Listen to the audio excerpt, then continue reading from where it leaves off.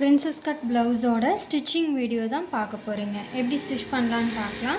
நான் வந்து லைனிங்கும் main fabric ரெண்டுமே சேம் சைஸில் கட் பண்ணி எடுத்திருக்கேன். பேட்டர்ன் போட்டோல அந்த பேட்டர்ன் மேலே வச்சு அப்படியே அதோட சைஸ்லேயே கட் பண்ணியிருக்கேன். எங்கேயுமே நான் எக்ஸஸ் கொடுத்து கட் பண்ணல. சீம் நெக்கையும் வந்து நான் கட் பண்ணி எடுத்திருக்கேன். சரிங்களா? இதை எப்படி வந்து இப்போ ஸ்டிச் பண்ணணுன்னு பார்க்கலாம். ஃபர்ஸ்ட்டு ஸ்லீவ் எடுத்துக்கோங்க. Lining piece and main fabric ரெண்டுமே வந்து எடுத்து வச்சுக்கோங்க.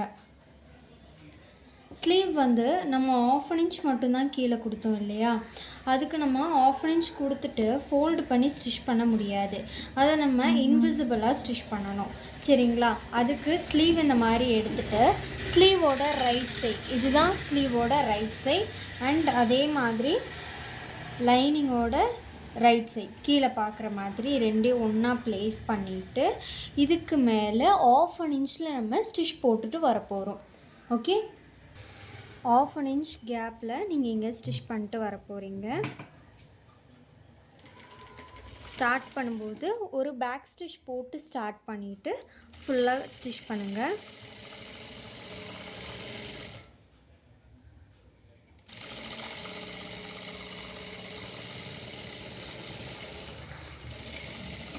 கம்ப்ளீட் பண்ணும்போதும் இதே மாதிரி பேக் ஸ்டிச் போட்டுட்டு கம்ப்ளீட் பண்ணிக்கலாம். இப்போ நம்ம இந்த இடத்துல ஸ்டிச் பண்ணியாச்சு. இது சப்போஸ் உங்களுக்கு கர்வியாக வரும் அப்படின்னு நினச்சிங்கன்னா, கர்வியாக வருது அப்படின்னு நினச்சிங்கன்னா இந்த இடத்துல குட்டி குட்டி கட்ஸ் கொடுத்துக்கலாம். பட் நம்ம அந்த அளவுக்கு கட்ஸ் பண்ணணும்னு கிடையாது. லைட்டாக 4 இடத்துல மட்டும் நான் இப்படி கட்ஸ் கொடுத்துக்கிறேன். ஓகே, பிகாஸ் இதை டர்ன் பண்ணி இப்படி ஓப்பன் பண்ணிவிட்டு இதுக்கு மேலே டாப் ஸ்டிச் நம்ம போடுவோம். சரிங்களா? இப்போ நான் இது வரைக்கும் ஸ்டிச் பண்ணியிருக்கேன். ஓகே, இதை நான் என்ன பண்ணுறேன், லைனிங் பீஸ் மட்டும் அப்படியே மேலே இப்படி ஓப்பன் பண்ணிக்கிறேன். ஓப்பன் பண்ணிவிட்டு இந்த எக்ஸஸ் ஃபேப்ரிக் இருக்கு இல்லையா, இது இப்படி லைனிங்கை ஃபேஸ் பண்ணுற மாதிரி லைனிங்கை பார்த்த மாதிரி வச்சுட்டு இதுக்கு மேலே நம்ம ஸ்டிச் பண்ண போகிறோம். ஸ்டிச்சஸ் எதுவுமே இதில் உங்களுக்கு வெளியே தெரியாது.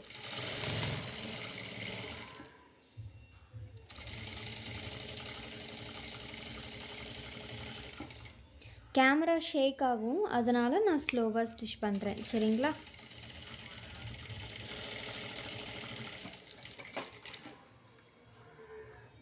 த்ரெட் கட் பண்ணிடுங்க.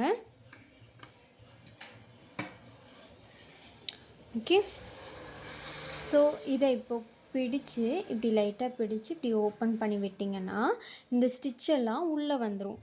வெளியே உங்களுக்கு எந்த ஸ்டிச்சுமே தெரியாது. ஓகேவா? இந்த மாதிரி ஸ்டிச் பண்ணி பாருங்கள். இதுதான் இன்விசிபிளாக நம்ம ஸ்டிச் பண்ணுறது. வெளியே எந்த ஸ்டிச்சுமே தெரியாது. இதை லைட்டாக இப்படி வச்சு ப்ரெஸ் பண்ணிவிட்டு அப்புறமா நீங்கள் மெயின் ஃபேப்ரிக்கும் லைனிங் ஃபேப்ரிக்கும் ஜாயின் பண்ணிக்கலாம். நான் இப்போ அப்படியே ஜாயின் பண்ணிக்கிறேன். நான் காட்டன் ஃபேப்ரிக் தான் எடுத்திருக்கேன்.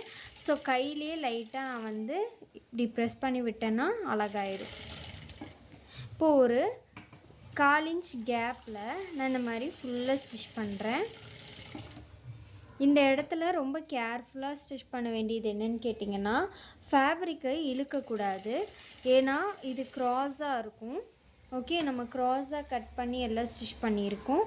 அப்படி இருக்கும்போது பயாஸில் இருக்கனால ஃபேப்ரிக்கை நீங்கள் பிடிச்சி இழுத்திங்கன்னா எக்ஸ்பேண்ட் ஆக அதிகமாக சான்ஸ் இருக்குது. அந்த மிஸ்டேக் மட்டும் பண்ணாதீங்க. நான் லைனிங் ஃபேப்ரிக்கில் எக்ஸஸ் கொடுத்து தான் கட் பண்ணியிருக்கேன்.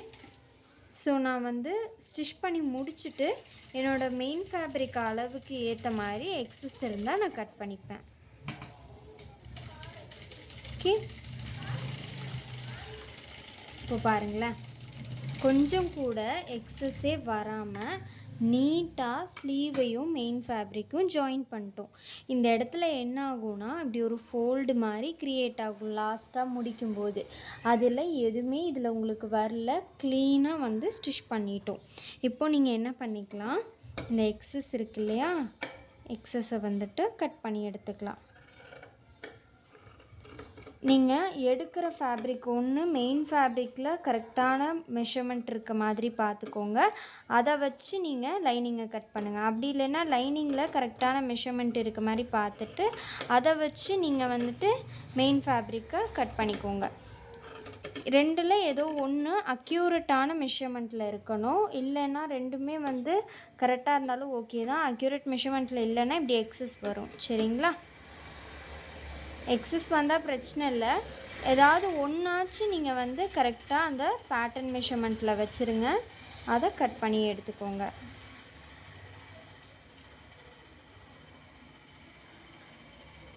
இப்போ நான் எக்ஸஸ் எல்லாமே கட் பண்ணி எடுத்துட்டேன். இந்த மாதிரி தான் ஸ்லீவ் நமக்கு நீட்டாக ஃபினிஷ் ஆகிருக்கு. ஓகே, இதை இப்போது தனியாக எடுத்து வச்சுக்கோங்க. ஸ்லீவ் வந்து ஃப்ரண்ட் சைடு ரைட் சைடு வரணும் இல்லையா, அது எந்த இடம்னு பார்த்து கரெக்டாக அந்த இடத்துல ஒரு நாச்சஸ் போட்டுக்கோங்க.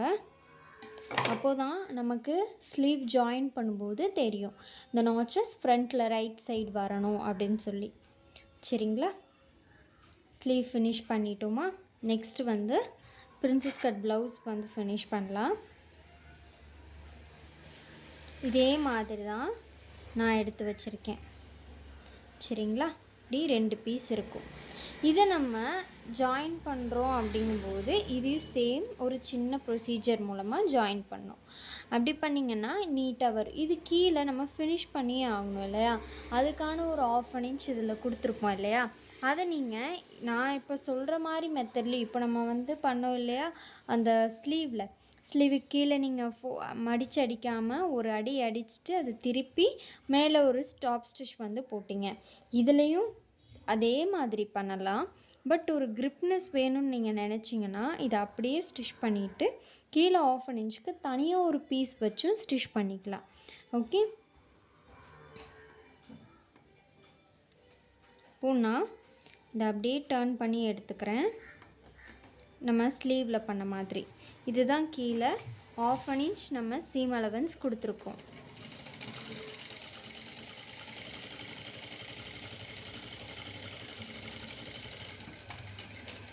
கம்ப்ளீட் பண்ணும்போது பேக் ஸ்டிச் போட்டுட்டு கம்ப்ளீட் பண்ணிக்கோங்க. 1/2 இன்ச் சீம் அலவன்ஸில் நான் இப்போ ஸ்டிச் பண்ணிட்டேன். இதை நான் இப்படி ஓப்பன் பண்ணிவிட்டு மேலே டாப் ஸ்டிச்.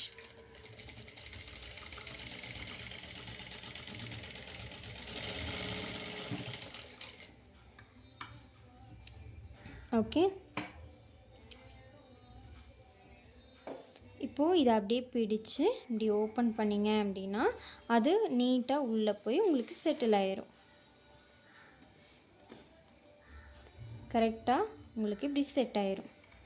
இதுக்கப்புறம் ரெண்டும் சேமாக வச்சு மேலே ஒரு டாப் ஸ்டிச் போட்டுக்கலாம். இது ரொம்பவும் கம்பல்சரி. இழுக்காதீங்க, இழுக்காமல் ஸ்டிச் பண்ணுங்கள். சரிங்களா? நான் ஒரு 2 பாயிண்ட்டுக்கு தைக்கிறேன் இந்த மாதிரி.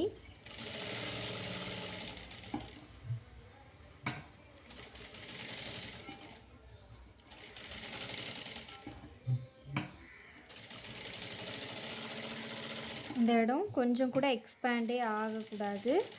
நீங்கள் இழுக்காமல் ஸ்டிச் பண்ணணும்.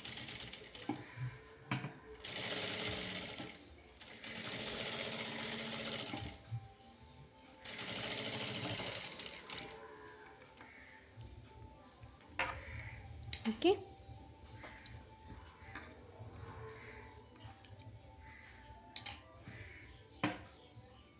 இந்த மாதிரி ஸ்டிச் பண்ணி எடுத்துக்கோங்க. ஓகேவா? இது சைட் பேனல் அப்படின்னு நம்ம சொல்லுவோம். சைட் பேனல் சேம் இதே மாதிரி இன்னொன்றும் ஸ்டிச் பண்ணிக்க போகிறோம். ஓகே, சைட் பேனல் ஸ்டிச் பண்ணும்போது ரெண்டும் சேமாக வச்சு தைச்சிடாதீங்க. இப்போ பாருங்களேன், இது ஒரு சைட் ஃபேஸ் பண்ணுற மாதிரியும் இந்த சைட் பேனல் ஒரு சைட் ஃபேஸ் பண்ணுற மாதிரியும் இருக்குது. இந்த மாதிரி வச்சு தான் நீங்கள் ஸ்டிச் பண்ணணும். ஓகே, இப்போ நான் கீழே அதில் ஸ்டிச் பண்ணதுக்கப்புறம் இப்படி நான் ஓப்பன் பண்ணி பார்த்தேன்னா எனக்கு இப்படி ஈவனாக கரெக்டாக இருக்கணும். இது ஒரு சைடு இது ஒரு சைடு, ரைட்டு லெஃப்ட்டுன்னு சொல்லிட்டு உங்களுக்கு வரும். ஓகேவா? இப்படி வர்றது கரெக்டாக இருக்கணும். ரெண்டுமே ஒரே சைடு இப்படி ஃபேஸ் பண்ணுற மாதிரி வந்துடக்கூடாது. இது நீங்கள் பார்த்து பொறுமையாக செக் பண்ணி அதுக்கப்புறம் பின் பண்ணிவிட்டு ஸ்டிச் பண்ணுங்கள். அப்போ தான் இந்த மாதிரியான மிஸ்டேக்ஸ்லாம் நீங்கள் அவாய்ட் பண்ண முடியும். இப்போது ஃப்ரண்ட்டில் சென்டர் பேனல் எடுத்துக்கலாம். சரிங்களா? இதில் நமக்கு நெக் ஃபினிஷ் பண்ணுற ஒர்க் இருக்கும். இப்போது இந்த மாதிரி வரும். இங்கே தான் ஓப்பன்ஸ் இருக்கும் உங்களுக்கு. இதுதான் நெக்கு. சரிங்களா? இந்த நெக்கை நம்ம ஃபினிஷ் பண்ணணும். அதுக்கு மெயின் ஃபேப்ரிக் எடுத்துக்கோங்க. மெயின் ஃபேப்ரிக்கோட ரைட் சைட் இந்த மாதிரி ஃபேஸ் பண்ணுற மாதிரி வச்சுட்டு இதுக்கு மேலே லைனிங் ஃபேப்ரிக் ரெண்டையும் சேர்த்து இப்படி ஒன்றா வச்சுக்கோங்க. ஓகே, இப்படி வச்சுட்டு நம்ம எவ்வளோ சீம் அலவன்ஸ் கொடுத்தோம், 1/2 இன்ச் கொடுத்தோமா, அந்த 1/2 இன்ச்சுக்கு தான் இப்போ இதை சுற்றியும் தைக்க போகிறோம். சப்போஸ் உங்களுக்கு கன்ஃபியூஸ்டாக இருக்குதுன்னு நினச்சிங்கன்னா நீங்கள் மார்க் கூட பண்ணிக்கலாம்.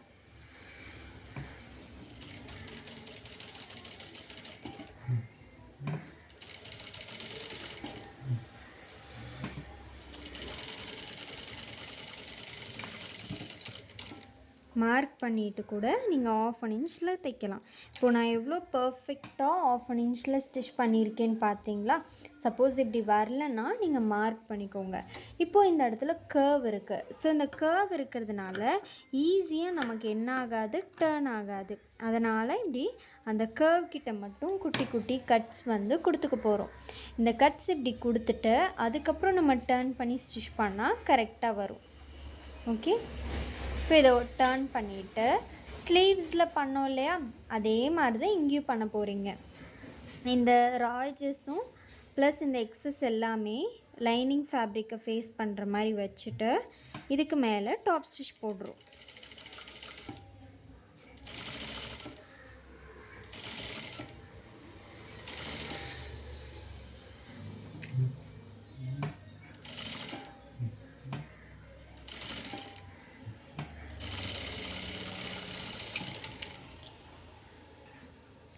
ஓகே, இப்போ இதை கட் பண்ணி விட்டுறலாம். இந்த மாதிரி கட் பண்ணி விட்டுட்டு இதை பிடிச்சு இப்படி டர்ன் பண்ணிங்கன்னா அழகாக உங்களுக்கு வந்து செட் ஆயிரும். லைட்டாக இப்படி ப்ரெஸ் பண்ணி விட்டால் போதும். Okay, invisible neckline ready. மேலே டாப் ஸ்டிச் போடுறதா இருந்தால் போட்டுக்கலாம், பட் நான் இதில் கொடுக்கல. சரிங்களா? நல்லா அயர்ன் பண்ணிட்டா ஸ்டிஃபாக உங்களுக்கு ஸ்டே ஆகிக்கும். இப்போது மெயின் ஃபேப்ரிக்கும் லைனிங் ஃபேப்ரிக்கும் அட்டாச் பண்ணிக்கலாம். நெக்கை ஃபினிஷ் பண்ணிவிட்டு அதுக்கப்புறமா இதை ஜாயின் பண்ணுங்கள்.